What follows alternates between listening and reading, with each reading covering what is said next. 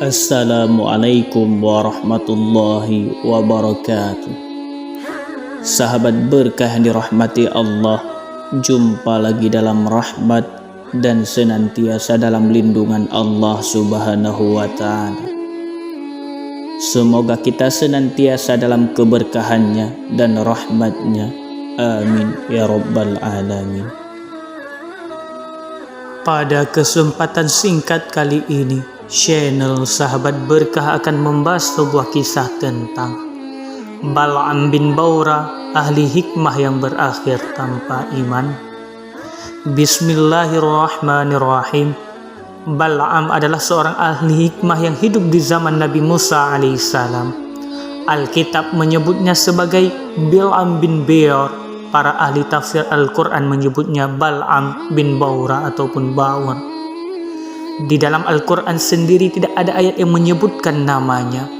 Tapi ada satu ayat yang menurut banyak pakar tafsir ditujukan pada Bal'am. Allah Subhanahu wa Ta'ala berfirman, "Watlu 'alaihim naba'alladzi atainahu ayatina fansalakha minha fa'atba'ahu syaitanu fakana minal ghawin." Dan bacakanlah wahai Muhammad kepada mereka berita orang yang telah aku berikan kepadanya ayat-ayatku, kemudian dia melepaskan diri dari ayat-ayat itu. Lalu dia diikuti oleh syaitan sampai dia tergoda. Maka jadilah dia termasuk orang-orang yang sesat. Quran Surah Al-A'raf ayat 175. Diriwayatkan dari Ali bin Abi Talha bahwa Bal'am adalah orang-orang Bani Kanaan yang tinggal di kota tempat tinggal orang-orang gagah perkasa yang hendak diperangi Nabi Musa.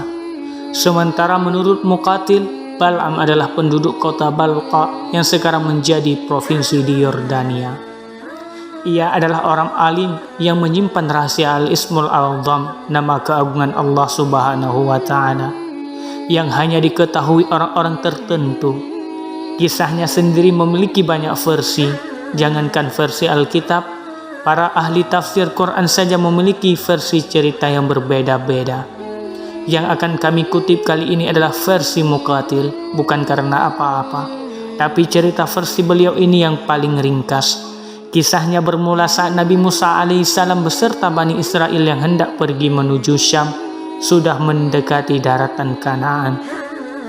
Raja Balqa, Alkitab menyebut raja ini dengan Balak bin Zipor, yang merasa terancam dengan kehadiran pasukan Nabi Musa, memanggil Bal'am. "Berdoalah kepada Allah untuk menjatuhkan keburukan atas Musa," perintah raja pada Bal'am. "Musa adalah orang yang beragama denganku. Aku tak mungkin berdoa untuk menyelakainya." Bal'am menolak. Raja pun tersinggung dengan penolakan Bal'am. Ia berencana memberi Bal'am hukuman gantung. Hanya karena melihat sang raja menyiapkan salib untuk menggantungnya, Bal'am sudah paham maksud sang raja. Lalu ia menaiki keledainya dan pergi menuju tempat kemah Bani Israel. Sesampainya di tempat yang cukup dekat untuk bisa melihat Bani Israel, keledai yang ditungganginya malah menderum dan enggan melanjutkan perjalanan. Bal'am marah dan memukulinya. "Kenapa kau pukul aku? Aku diperintahkan untuk berhenti di sini. Di depanku ada kobaran api yang menghadang."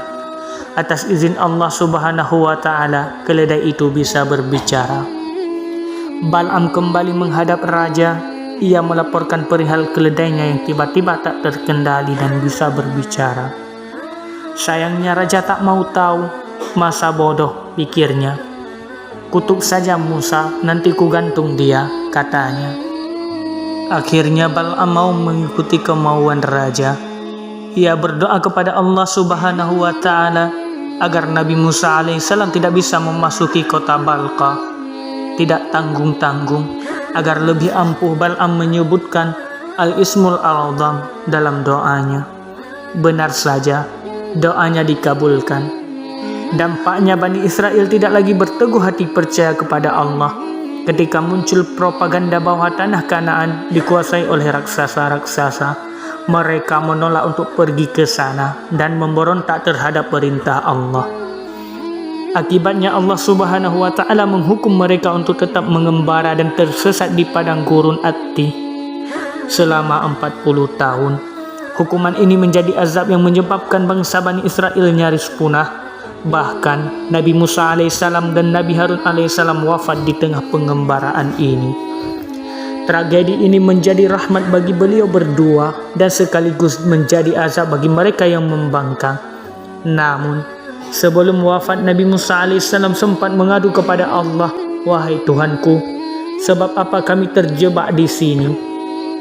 Sebab doanya Bal'am, jawab Allah, "Sebagaimana kau telah mendengarkan doanya, maka dengarlah pula doa hamba untuknya." Nabi Musa alaihissalam berdoa agar Allah mencabut iman dan al-ismul al-azam dari diri Bal'am. Allah benar-benar mencabut apa yang dimiliki Bal'am, imannya, pengetahuannya, al-ismul al-azamnya.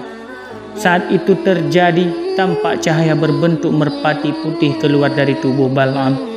Inilah yang disebut dengan fansalakha minha dalam ayat di atas.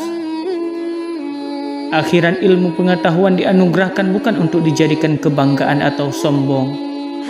Sahabat berkah yang dirahmati Allah, lihatlah Bal'am sang ahli hikmah yang berakhir tanpa iman. Na'udzubillah. Semoga jadi pelajaran bagi kita semua, khususnya bagi saya pribadi dan umumnya bagi semua, dan nasihat bagi kita semua. Amin ya rabbal alamin. Semoga bermanfaat. Akhirul kalam. Wassalamualaikum warahmatullahi wabarakatuh.